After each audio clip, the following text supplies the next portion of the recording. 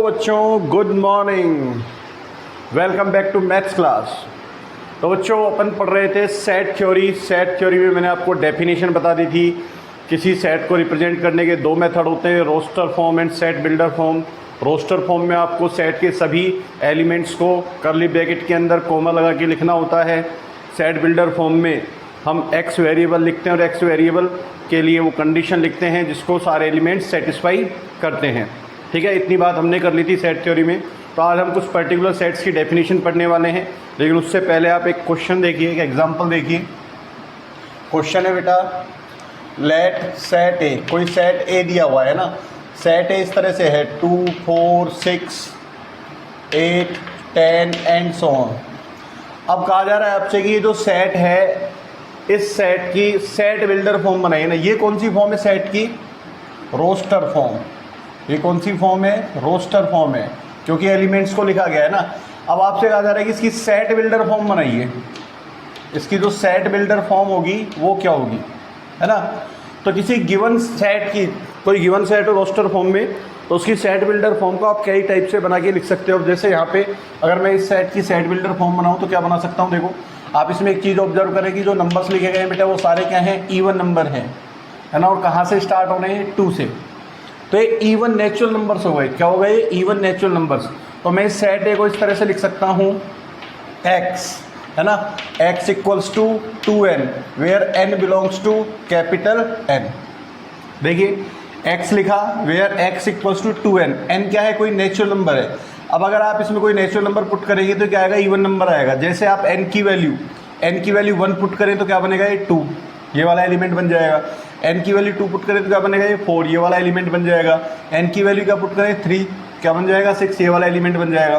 तो यहाँ से जो भी x की वैल्यूज आएंगी वो सारी इवन नंबर में होंगी और वो सारी वैल्यूज ये होंगी। ठीक है ना। तो ये जो सेट है, ये सेट बिल्डर फॉर्म है। इस सेट को रिप्रेजेंट कर रहा है ये सेट। ठीक है। अच्छा, अब देखो मान लो तुमको एक सेट दे दिया इस तरह से कि x equals to x where x equals to 2n plus 1, है ना। n belongs to n। अभी आपको सेट बिल्डर फॉर्म दी जा रही है एक सेट की और कहा जाए कि इसकी रोस्टर फॉर्म बनाइए। ये क्या है बेटा? सेट बिल्डर फॉर्म है। ये सेट बिल्डर फॉर्म है, ये सेट बिल्डर फॉर्म है। ठीक है। अब हमें क्या बनानी है? इसकी रोस्टर फॉर्म बनानी है। अब जब रोस्टर फॉर्म बनाएंगे तो रोस्टर फॉर्म में क्या करना पड़ेगा बेटा? आपको इस सेट के जितने भी एलिमेंट्स हैं सबको लिखना पड़ेगा, है ना। अब इस सेट में देखो एलिमेंट कैसे आएंगे? n किसको बिलोंग कर रहा है? नेचुरल नंबर को। तो नेचुरल नंबर्स डालते जाओ इसमें n की जगह, तो एलिमेंट्स आते रहेंगे। तो नेचुरल नंबर कहाँ से स्टार्ट होते हैं? 1 से। ठीक है, बेसिक में हमने बात की थी। तो n इक्वल टू 1 पुट करेंगे तो क्या बनेगा? ये 2 × 1, 2 + 1 कितना आ जाएगा? 3। फिर n इक्वल टू 2 पुट करेंगे तो 2 × 2 4 + 1 कितना आ जाएगा? 5। 3 पुट करेंगे तो क्या आएगा? 7, 9, है ना। इस तरह से और नेचुरल नंबर्स आ जाएंगे। क्या आएंगे? और नेचुरल नंबर्स बन जाएंगे। तो ये सेट बिल्डर फॉर्म थी। ठीक है, इससे रोस्टर फॉर्म इस तरह से बन जाएगी। आगे बात समझ में? ठीक है। अच्छा, इसको सिंपल आप ऐसे भी लिख सकते थे। ये जो हमने लिखा हुआ है इसको सिंपल ऐसे भी लिख सकते थे आप। अगर आप x को ना लिखना चाहें, सिंपल ऐसे लिखना चाहें तो ऐसे भी लिख सकते हैं। इस तरह से भी लिख सकते हैं, n belongs to capital N। ठीक है ना। जरूरी वेरिएबल के फॉर्म में आप x को ही यूज़ करें। अब यहाँ पे हमने x को यूज़ नहीं किया, यहाँ पे किसको यूज़ कर लिया? n को यूज़ कर लिया डायरेक्ट। ठीक है ना। तो ऐसे भी लिखा जा सकता था इस सेट को। राइट बच्चों, तो स्टार्ट करते हैं डेफिनेशंस।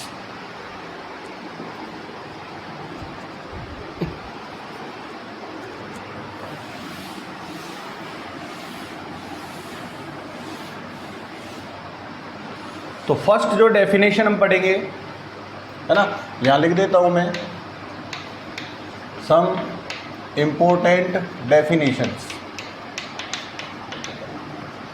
है ना, कुछ महत्वपूर्ण परिभाषाएं। तो सबसे पहले आएगा एम्प्टी सेट। एम्प्टी सेट, है ना, या फिर इसको हम क्या बोलते हैं? नल सेट बोलते हैं। हिंदी में क्या बोलेंगे इसको? रिक्त समुच्चय। रिक्त समुच्चय। अब ये जो रिक्त समुच्चय है, जो एम्प्टी सेट है, ये क्या होता है? देखो नाम से ही पता चल रहा है, जो रिक्त हो, जो एम्प्टी हो, मीन्स एक ऐसा सेट जिसमें कोई भी एलिमेंट ना हो। A set containing no element is called an empty set. ऐसा समुच्चय जिसमें कोई भी एलिमेंट ना हो। इसकी डेफिनेशन में क्या आएगा? A set having no element in it is called an empty set। ठीक है ना, वह समुच्चय जिसमें कोई भी अवयव ना हो, वह समुच्चय जिसमें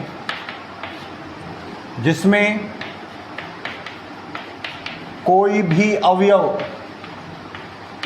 न हो, रिक्त समुच्चय कहलाता है। ठीक है, it is denoted by five. It is noted by five. इसको फाइव से प्रदर्शित किया जाता है। किससे प्रदर्शित करते हैं बेटा? फाइव से, है ना।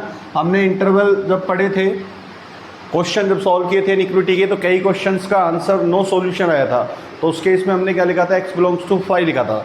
फाइव का मतलब होता है नल सेट। ठीक है ना। अच्छा, ये जो फाइव है बेटा, नल सेट को हम ऐसे लिखेंगे, ओनली ब्रैकेट।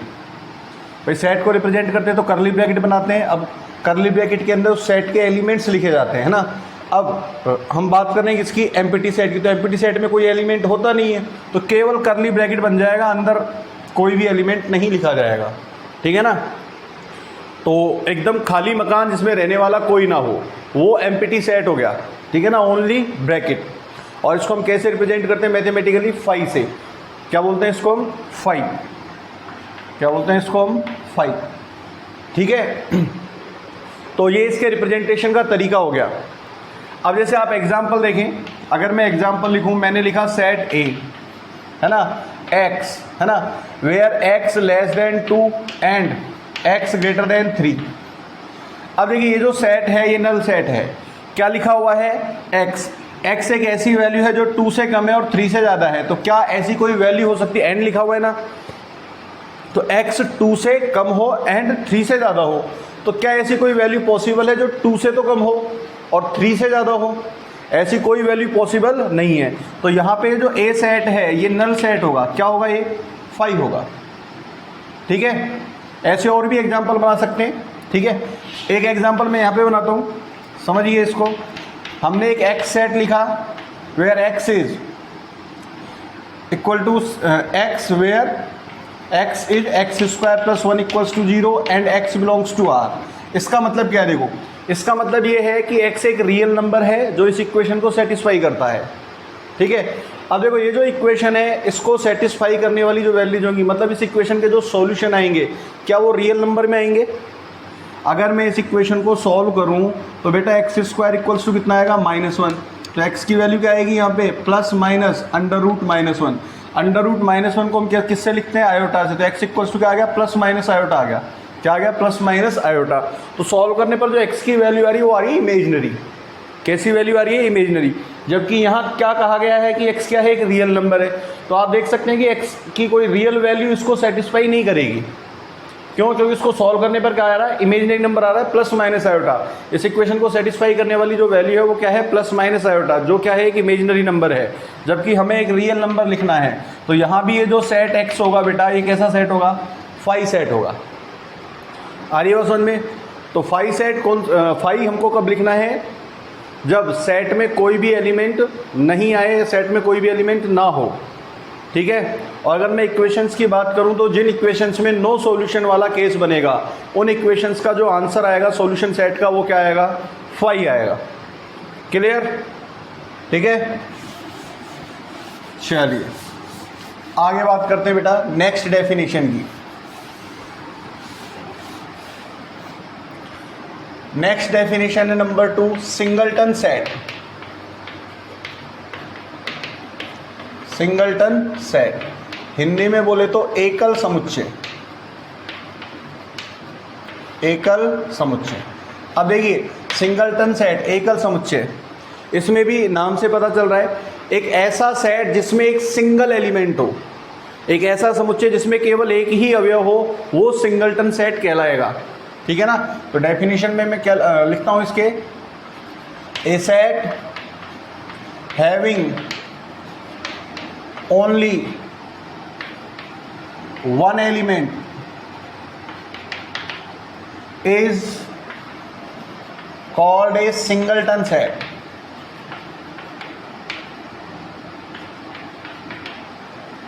ठीक है, हिंदी में भी लिख देता हूं मैं, वह समुच्चय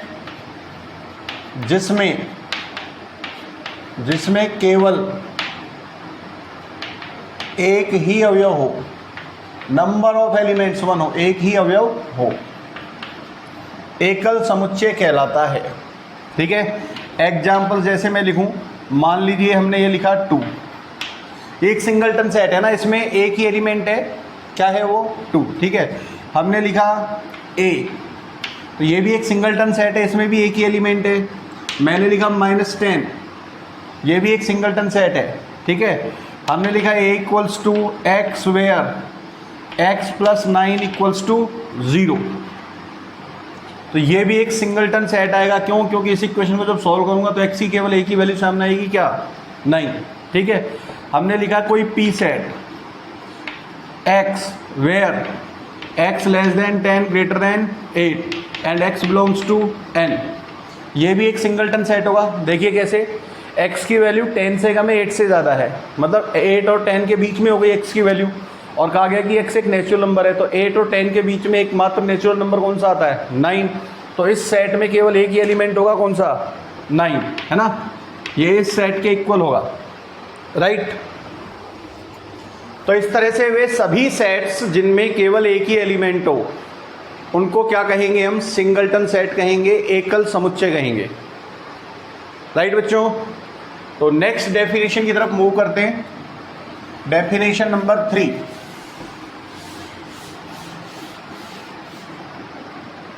हाँ, डेफिनेशन नंबर 3 में हम पढ़ रहे हैं बेटा finite set.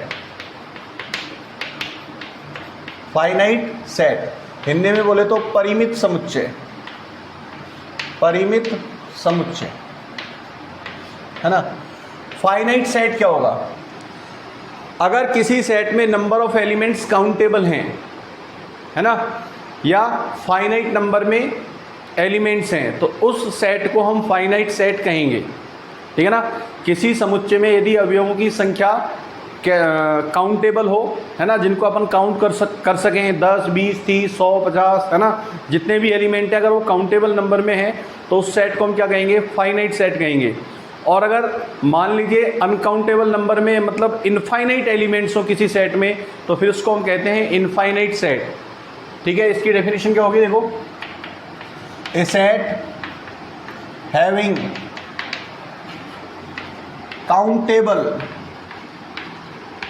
Countable number of elements is called a finite set. ठीक है ना, वह समुच्चय जिसमें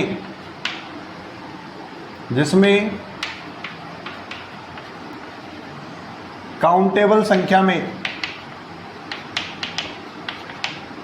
अवयव हों। नहीं क्या? अब जैसे आप एग्जाम्पल देखें, मान लीजिए मैंने कोई सेट ए लिखा है ना, 1 2 3 4, है ना, एंड सो ऑन 10, तो एक फाइनाइट सेट है, क्योंकि इसमें कितने एलिमेंट हो गए? 10 एलिमेंट्स हो गए, 1 to 10, है ना, काउंटेबल नंबर में एलिमेंट हो गए।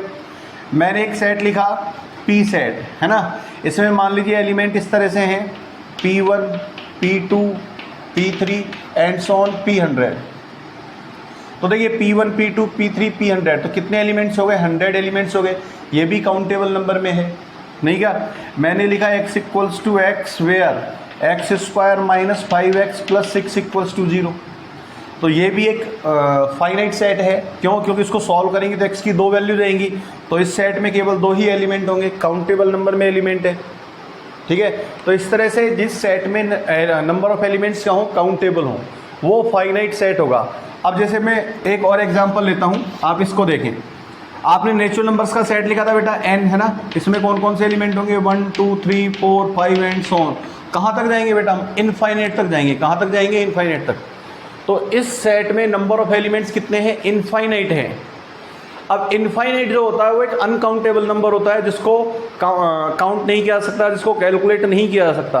तो ये जो सेट है ये फाइनाइट सेट नहीं है, ये फाइनाइट सेट नहीं है। और जो सेट फाइनाइट नहीं होंगे उनको हम क्या बोलेंगे? इनफाइनाइट सेट बोलेंगे। इनफाइनाइट सेट हिंदी में बोले तो अपरिमित समुच्चय। आ रही बात समझ में? ठीक है ना। तो जिस सेट में नंबर ऑफ एलिमेंट्स इनफाइनाइट हो वो इनफाइनाइट सेट कहलाएगा। ठीक है, हिंदी में बोले तो अपरिमित समुच्चय। और जिस सेट में नंबर ऑफ एलिमेंट्स काउंटेबल हो, जिनको गिना जा सके, उस सेट को हम क्या कहेंगे? फाइनाइट सेट कहेंगे, परिमित समुच्चय कहेंगे। ठीक है, एग्जाम्पल्स आपके सामने हैं, बहुत सिंपल बेसिक सी डेफिनेशंस हैं ये। तो नेक्स्ट डेफिनेशन की तरफ चलते हैं।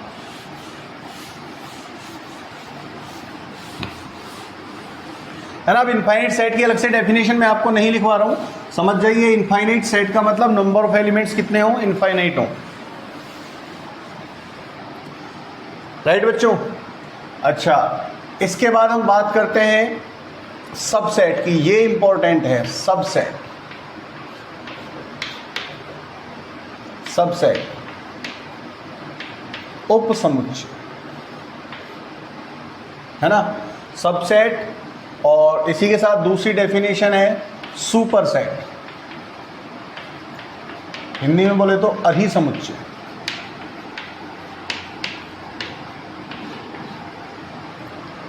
ठीक है, ये क्या होंगे? देखो, कोई सेट ए किसी सेट बी का, पहले सबसेट के बारे में बता रहा हूं, कोई सेट ए किसी सेट बी का सबसेट कहलाएगा। बेटा सबसेट जो है वो किसी दूसरे सेट के रेफरेंस में देखा जाता है हमेशा। सबसेट हमेशा किसी दूसरे सेट के रेफरेंस में देखा जाएगा। तो यहाँ पे डेफिनेशन में दो सेट होंगे ना। तो कोई सेट ए किसी दूसरे सेट बी का सबसेट कहलाएगा अगर सेट ए के सभी एलिमेंट्स कहाँ हों? सेट बी में हों। अगर इस सेट ए के सभी एलिमेंट्स कहाँ हैं? सेट बी में हैं। तो सेट ए को हम क्या कहेंगे? बी का सबसेट कहेंगे। ठीक है, और सबसेट का साइन होता है बेटा ये, इस तरह से। ये किसका साइन है? सबसेट का। क्या पढ़ेंगे इसको हम? ए इज सबसेट ऑफ बी। ठीक है, अगर सेट ए के सभी एलिमेंट्स सेट बी में हैं तो सेट ए को सेट बी का सबसेट कहा जाता है, उपसमुच्चय कहा जाता है। और ये जो सेट बी है इसको हम क्या कहेंगे? ए का सुपर सेट कहेंगे। बी को हम क्या कहेंगे? Super set. बी क्या है बेटा? सुपर सेट है। हिंदी में बोले तो अधिसमुच्चय, है ना। और ए क्या है? ए सबसेट है। ए क्या है? सबसेट है। ये उपसमुच्चय है। अगर सेट ए के सभी एलिमेंट सेट बी में है तो सेट ए तो हो गया बेटा सबसेट किसका? सेट बी का। ठीक है, और सेट बी क्या हो गया? सुपर सेट हो गया किसका? सेट ए का। बात समझ में आ रही है आपको? ठीक है ना। तो इसकी मैं पहले डेफिनेशन लिख देता हूं, फिर आपको मैं एग्जांपल से इसको समझाऊंगा। तो इसमें हम लिखते हैं डेफिनेशन में, a set A is called a subset of a set B if all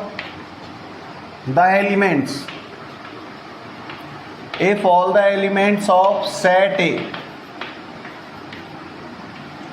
are contained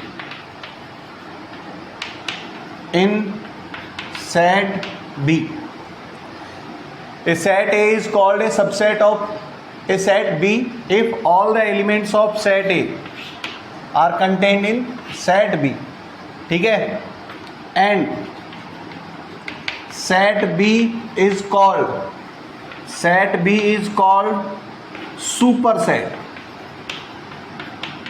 of set A. और set B को हम set A का क्या कहेंगे? सुपर सेट कहेंगे। ठीक है ना। हिंदी में भी लिख देता हूं बेटा मैं, यदि किसी समुच्चय ए का प्रत्येक अवयव या सभी अवयव, है ना, प्रत्येक अवयव किसी समुच्चय बी में विद्यमान हो तो ए को बी का उपसमुच्चय कहते हैं।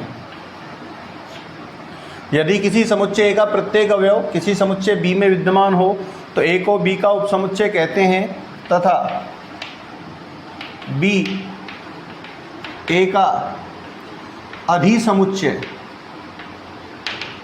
कहलाता है। और बी क्या कहलाएगा? ए का अधिसमुच्चय कहलाएगा। ठीक है। मैथमेटिकली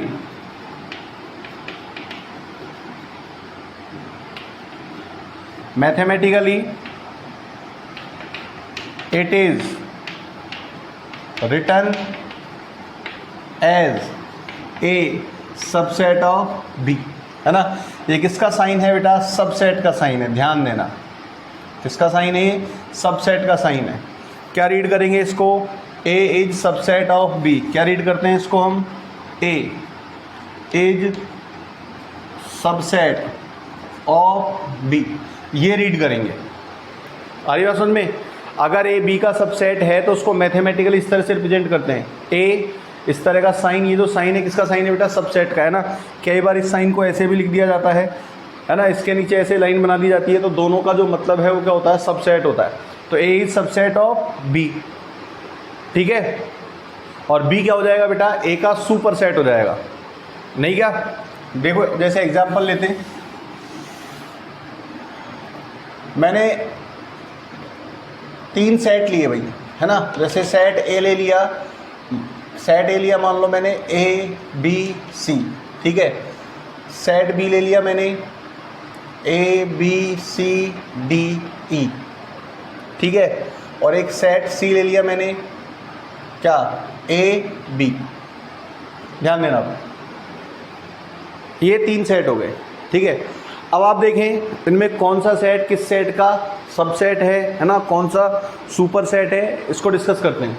तो ए में बेटा 3 एलिमेंट हैं, ए बी सी। अब देखो ये जो तीनों एलिमेंट्स हैं, ये किस में आ रहे हैं? सेट बी में आ रहे हैं, है ना। सेट सी में नहीं आ रहे। सेट सी में देखो ए और बी 2 एलिमेंट तो आ गए, लेकिन तीसरा एलिमेंट नहीं है। जबकि हमने बात किसकी की है? सबसेट के लिए ऑल द एलिमेंट्स की, है ना, सभी एलिमेंट्स की। तो ए के सभी एलिमेंट्स किस में है? बी में है ना। तो यहाँ पे ए जो है वो सबसेट हो गया बेटा किसका? बी का। ए किसका सबसेट हो गया? बी का सबसेट हो गया, ठीक है। और बी जो है वो इसका सुपर सेट हो जाएगा, ठीक है। अच्छा, अगर मैं बी की बात करूं तो बी में बेटा 5 एलिमेंट्स हैं, A B C D E. अब बी के जो 5 एलिमेंट्स हैं, ये 5 के 5 एलिमेंट्स ना तो ए में है ना सी में है। क्योंकि अगर मैं ए में देखूं तो ए में केवल 3 ही एलिमेंट हैं, डी और ई नहीं है। सी में बात करूं तो केवल 2 एलिमेंट हैं, बी के ए और बी, है ना, सी डी ई नहीं है। तो बी जो है वो ए और सी में से किसी का भी सबसेट नहीं है। बी जो सेट है वो किसी का भी सबसेट नहीं है ना, इन तीनों सेट्स में अगर मैं बात करूं तो। अच्छा, अगर मैं सी की बात करूं तो देखो बेटा सी के 2 एलिमेंट्स हैं, ए और बी। अब ये दोनों एलिमेंट्स ए में भी आ रहे हैं और बी में भी आ रहे हैं, दोनों में आ रहे हैं। तो ये जो सी सेट है ये ए का भी सबसेट होगा, और ये जो सी सेट है ये बी का भी सबसेट होगा। आ रही बात समझ में? ए जो है, सी जो सेट है इसके दोनों एलिमेंट्स ए में भी हैं बी में भी हैं, तो सी इन दोनों का सबसेट होगा, ए का भी सबसेट होगा और बी का भी सबसेट होगा, ठीक है। ए सुपर सेट हो जाएगा सी के लिए, बी भी क्या हो जाएगा? सी के लिए सुपर सेट हो जाएगा। आ रही बात समझ में? तो इस तरह से अगर किसी सेट के सभी एलिमेंट्स दूसरे सेट में हैं तो वो सेट उस दूसरे सेट का क्या कहलाएगा? सबसेट कहलाएगा। और जो दूसरा सेट है वो क्या कहलाएगा? सुपर सेट कहलाएगा, ठीक है। और देखते हैं बेटा और एलिमेंट और समझते हैं। चलो ये मैं सारा ही मिटा देता हूं। अच्छा, मैं इसको ऐसे भी लिख सकता हूं, देखिए सी जो है वो किसका सबसेट है? ए का। और ए किसका सबसेट है? बी का। इनमें सबसे बड़ा सेट कौन सा है? बी है, ठीक है। तो बी जो है वो इन दोनों के लिए क्या हो जाएगा? सुपर सेट हो जाएगा। अच्छा आप देखो बेटा, नेचुरल नंबर्स की बात करता हूँ मैं। नेचुरल नंबर्स 1 2 3 4 अप टू, है ना, ऐसे होते हैं, इनफाइनाइट सेट है। फिर मैं होल नंबर्स की बात करूँ 0 1 2 3, है ना, ये होल नंबर्स हो गए। फिर मैं बात करूँ बेटा इंटीजर्स की, तो इंटीजर्स का सेट -3 -2 -1 0 1 2 3 एंड सो ऑन, ठीक है। फिर मैंने बात की किसकी बेटा, रेशनल नंबर्स की। रेशनल नंबर्स के सेट को हम किससे लिखते हैं, क्यू से। ये क्या होता है, ये p/q टाइप के जितने भी नंबर्स होंगे उन सब का सेट होगा, है ना, जहाँ pq बिलोंग्स टू क्या होगा, z इंटीजर्स होंगे, and q not equals to क्या होगा, 0, ठीक है। अच्छा फिर मैंने बात की थी बेटा r की, r क्या होता है, इधर लिख देता हूँ, हो सकता है तो नहीं दिख रहा हो। r क्या होता है, माइनस इनफाइनाइट से इनफाइनाइट तक नंबर लाइन पर जितने भी नंबर्स होंगे उन सब का सेट होगा ना, रियल नंबर्स का सेट होगा। तो देखिए सारे के सारे नेचुरल नंबर्स किस में हैं, इस वाले सेट में आ रहे हैं, ये आ गए देखो, है ना। तो इसका मतलब ये हुआ कि नेचुरल नंबर्स का जो सेट है ये किसका सबसेट है बेटा, W का, ठीक है। अच्छा सारे के सारे जो होल नंबर्स हैं वो किस में आ रहे हैं, Z में, तो W किसका सबसेट हो जाएगा, Z का, ठीक। अच्छा सारे के सारे जो इंटीजर्स हैं बेटा ये रेशनल नंबर होंगे, है ना, तो Z किसका सबसेट होगा, Q का, है ना। और सारे के सारे जो रेशनल नंबर्स हैं वो रियल नंबर्स होंगे, वो सेट R में आएंगे, तो ये किसका सबसेट हो गया, R का। तो इनमें इस तरह से रिलेशन होता है, N is subset of W, W is subset of Z, Z is subset of Q, Q is subset of R, ठीक है। चलिए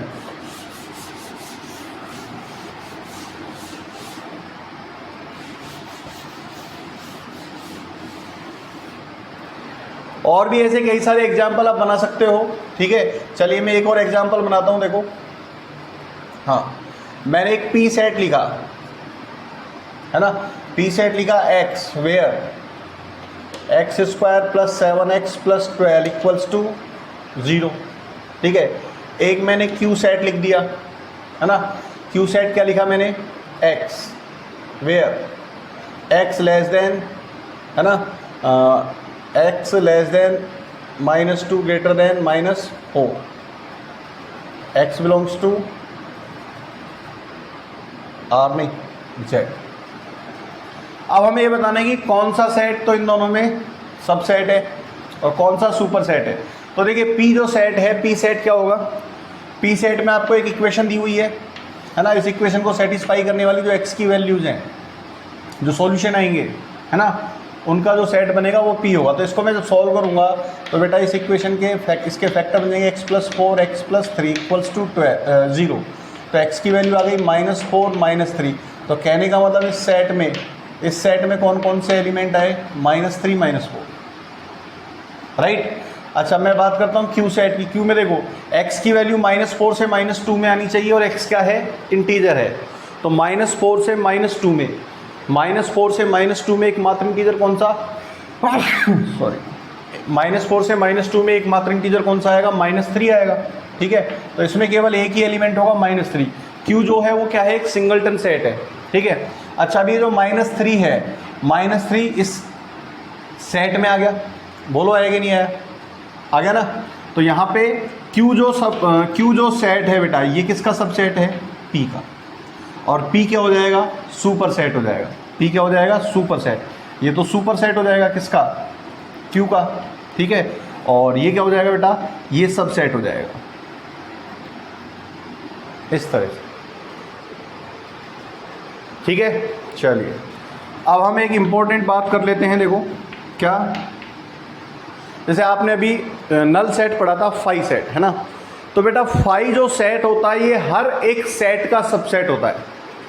जैसे मैं 1 की बात करूँ, नंबर्स में जैसे मैं 1 की बात करूँ, 1 जो है वो हर एक नंबर का डिवाइज़र होता है। 1 से आप हर एक नंबर को डिवाइड कर सकते हैं, बोलो कर सकते हैं नहीं कर सकते, 1 is divisor of each number, ठीक है।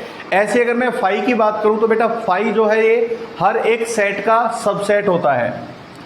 5 का मतलब null set, 5 is subset of each set, 5 is subset of each set, ठीक है। तो एक तो ये ध्यान रखें। दूसरी बात क्या होगी, अब ऐसे मान लो आपने कोई सेट ए लिया, जैसे इसकी बात करूं मैं बेटा, है ना, ये सेट है, इसमें क्या एलिमेंट है, -3 -4।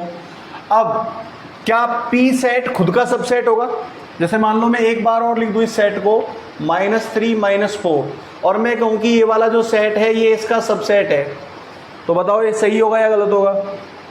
सही होगा, क्योंकि सबसेट के लिए क्या था कि जो एलिमेंट्स हैं वो होने चाहिए सारे, तो इसमें 2 एलिमेंट हैं, ये दोनों एलिमेंट इस सेट में है ना।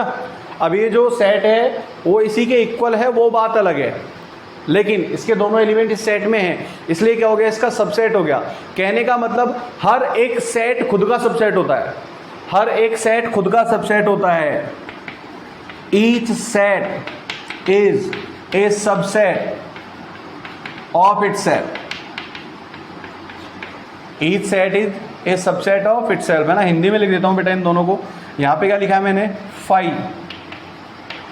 फाई प्रत्येक समुच्चय का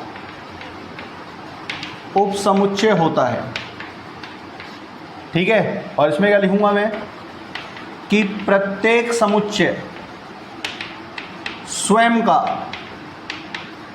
का उपसमुच्चय होता है ना।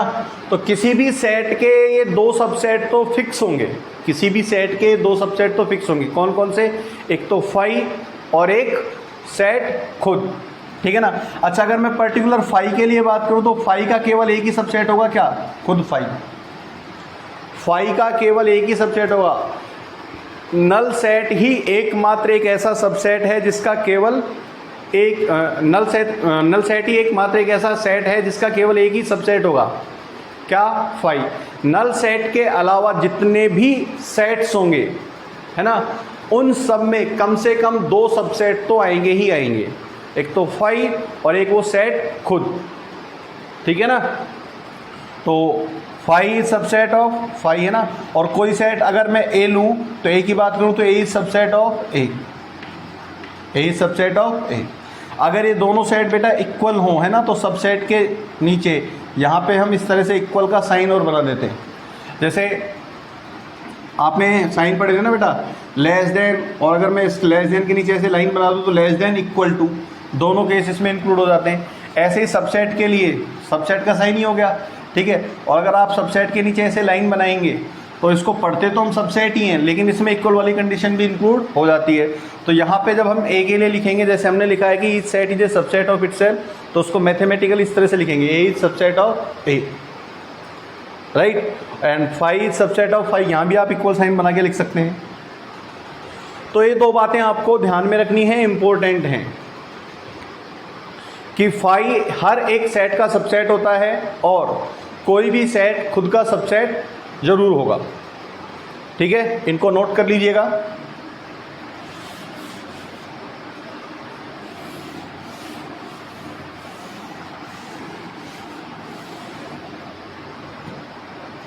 अच्छा, एक क्वेश्चन ऐसे ही माइंड में आ रहा है, देखो लिख देता हूं मैं। हमने इस तरह से एक सेट लिखा, है ना। अब आपसे कहा जाए कि ये सेट कौन से टाइप का सेट है, कौन से टाइप का मतलब क्या ये नल सेट है, क्या ये सिंगलटन सेट है। अगर दोनों में से चूज करना हो कि सेट कौन सा है, सिंगलटन सेट या नल सेट, तो ये कौन सा सेट है बेटा, कौन सा सेट है?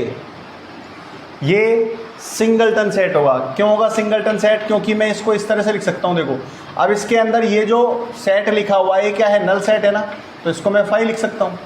तो अगर मैं बाहर वाले सेट की तरफ से देखूं तो बाहर वाले सेट के अंदर क्या आ गया, एक एलिमेंट आ गया फाई।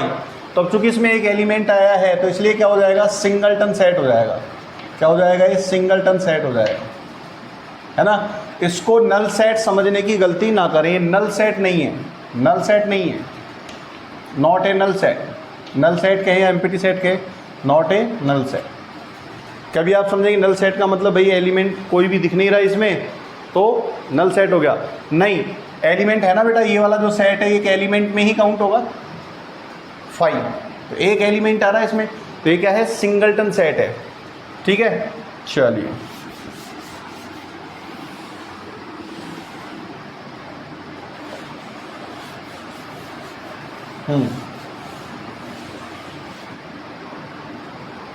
अच्छा, अब हम बात करते हैं टोटल नंबर ऑफ सबसेट्स की। ये एक इंपॉर्टेंट पॉइंट है, टोटल नंबर ऑफ सबसेट्स, है ना।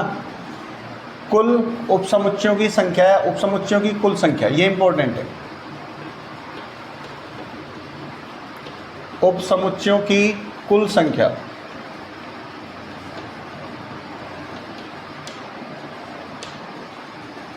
ठीक है। किसी सेट के मैक्सिमम या टोटल कितने सबसेट होंगे, ये हम बात कर रहे हैं। तो बेटा इसके लिए फिलहाल एक फॉर्मूला है, वो आपको याद करना पड़ेगा। और उसका जो डेरिवेशन है वो क्या है, पी एंड सी से होता है, परमुटेशन कॉम्बिनेशन से होता है। वो आप आगे चैप्टर में पढ़ेंगे, है ना, उसकी थ्योरी। तो यहाँ पे केवल फॉर्मूला अपने काम का है, तो मैं उसी की बात करूँगा। जैसे मान लो आपके पास कोई सेट ए है ना। अब इस सेट में मान लीजिए कि कितने एलिमेंट हो गए, n एलिमेंट्स हो गए। कितने एलिमेंट्स हो गए, n, ठीक है ना। अच्छा, किसी सेट के लिए नंबर ऑफ एलिमेंट्स को हम कैसे लिखेंगे, देखो ऐसे लिखेंगे, एन ए से।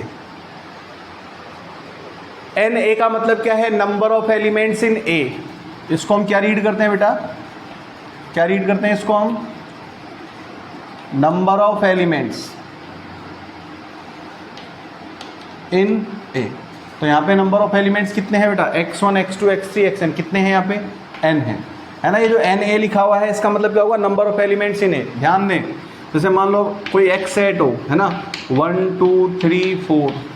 अब मैं लिखूँ n of x, n of x का मतलब है number of element in x। तो कितने एलिमेंट्स हो गए इसमें, 4। तो number of elements in x कितना हो जाएगा, 4 हो जाएगा, ठीक है। तो नोटेशंस को आप ध्यान में रखें, नोटेशंस बड़े इंपॉर्टेंट हैं। तो एन ए का मतलब क्या होगा, नंबर ऑफ एलिमेंट्स इन ए, ठीक है। तो यहाँ पे नंबर ऑफ एलिमेंट्स इन ए कितने हैं, n। तो अगर किसी सेट में n एलिमेंट्स हैं तो उसके टोटल कितने सबसेट बनेंगे, 2 पावर n। कितने सबसेट बनेंगे, 2 पावर n। ये इसका फॉर्मूला है। Then number of total subsets या टोटल नंबर ऑफ सबसेट्स, ऐसे लिख सकते हैं। Then total number of subsets of A कितने होंगे, 2 पावर n। अगर किसी सेट में टोटल n एलिमेंट हैं तो उसके कितने सबसेट बनेंगे, 2 पावर n सबसेट बनेंगे। ये आपको, आपके लिए याद करने के लिए एक इम्पॉर्टेंट बात आ गई, फॉर्मूला आ गया सबसेट के लिए। अभी इसको याद करना ही है, आगे जब हम परमुटेशन कॉम्बिनेशन पढ़ेंगे ना, तो वहाँ पे आपको बता देंगे। बहुत सिंपल सा प्रूफ है, ठीक है, 2 पावर n सबसेट कैसे आते हैं। लेकिन फिलहाल आपको याद करना पड़ेगा कि किसी सेट में अगर n एलिमेंट्स हैं तो उसके टोटल नंबर ऑफ सबसेट कितने होंगे, 2 पावर n होंगे, ठीक है ना। जैसे आप एग्जाम्पल समझिए, मान लीजिए मैंने कोई पी सेट लिया है ना, इसमें एलिमेंट होगा ये ए और बी। तो इसके लिए कितने सबसेट बनेंगे, अब देखो total number of subsets, total number of subsets. तो इसके कितने सबसेट्स हो जाएंगे बेटा, अब देखो इसमें कितने एलिमेंट हैं, 2। तो n की वैल्यू कितनी हो गई, 2 हो गई। तो इसके टोटल कितने सबसेट आएंगे, 2 का स्क्वायर, मतलब कितने हो जाएंगे, 4, है ना। अब अगर कोई पूछ रहा है कि साहब ये 4 जो सबसेट है इनको बना के और बताओ कि ये 4 सबसेट कौन से होंगे, तो हम इनको बना भी सकते हैं। कैसे, देखो विचार, कौन कौन से होंगे। देखो सबसे पहले तो क्या लिखेंगे हम, 5।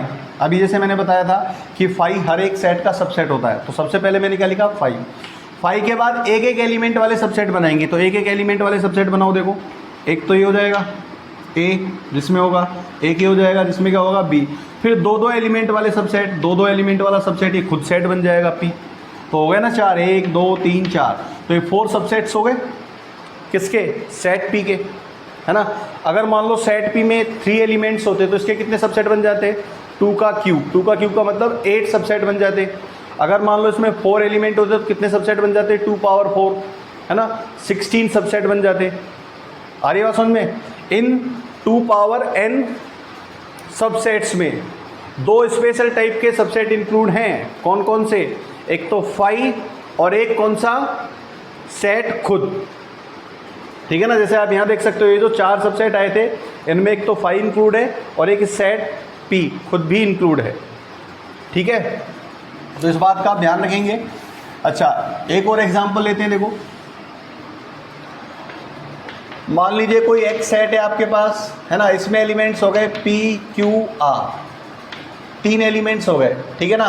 Then number of subsets of x. तो एक्स के कितने सबसेट होंगे बेटा? अब की बार देखो कितने एलिमेंट हो गए? 3 एलिमेंट हो गए, तो एन की वैल्यू कितनी हो गई? 3। तो इसके कितने सबसेट हो जाएंगे? 2 का क्यूब। 2 का क्यूब का मतलब कितने सबसेट हो गए? 8 सबसेट हो गए। अब इन 8 सबसेट्स को अगर मान लीजिए बनाया जाए कि 8 सबसेट्स कौन कौन से होंगे, तो इनको हम बना भी सकते हैं। कैसे? देखो, क्या बताया मैंने, सबसे पहले आप 5 को लिखेंगे, तो एक सबसेट हो गया 5। फिर एक एक एलिमेंट वाले सबसेट, तो एक एक एलिमेंट वाले सबसेट, एक तो आ जाएगा पी एलिमेंट वाला, एक क्यू एलिमेंट वाला और एक आर एलिमेंट वाला। ठीक है, फिर दो एलिमेंट वाले सबसेट बनाए, तो पी क्यू को ले लिया साथ, है ना, क्यू आर को ले लिया और पी आर को लिया जा सकता है। ठीक है, जब दो वाले कंप्लीट हो जाएंगे तो उसके बाद 3 एलिमेंट वाले सबसेट, तो 3 एलिमेंट वाला केवल एक ही सबसेट बनेगा, खुद एक्स पी क्यू आर। ठीक है ना। अब जरा काउंट करो कितने हैं ये, 1 2 3 4 5 6 7 8। तो हमने क्या कहा था कि कितने सबसेट बनेंगे? 8 सबसेट बनेंगे, तो 8 सबसेट होगा इसके, है ना। इनमें अगेन एक फाई इंक्लूड है और एक सेट खुद इंक्लूड है। ठीक है, तो इस तरह से अगर किसी सेट में कितने एलिमेंट्स हो, n एलिमेंट्स हो, तो उसके टोटल कितने सबसेट बनेंगे? 2 पावर n। ठीक है।